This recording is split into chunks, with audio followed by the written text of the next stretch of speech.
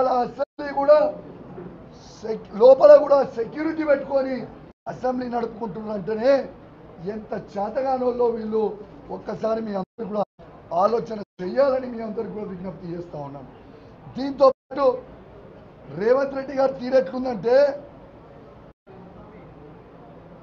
అడ్డంగా vote note కేసులో 50 లక్షలతో దొరికిపోయి జైలుకు పోయి చిప్పకూడు తిన్నాడు రేవంత్ రెడ్డి గారు. కాబట్టి రేవంత్ రెడ్డి గారు చిప్పకూడు తిన్నాడు కాబట్టి అందరికీ కూడా చిప్పకూడు తినిపించాలని అనుకుంటున్నాడు. కానీ ఇదొక కుట్ర. కానీ కేటీఆర్ గారు ప్రపంచం మొత్తం చూసిండు కాబట్టి ప్రపంచంలో ఉన్న మంచి పనులన్నీ కూడా తెలంగాణకి తీసుకొచ్చి పెట్టి తెలంగాణని ప్రపంచవ్యాప్తంగా అద్భుతంగా చూపించాలని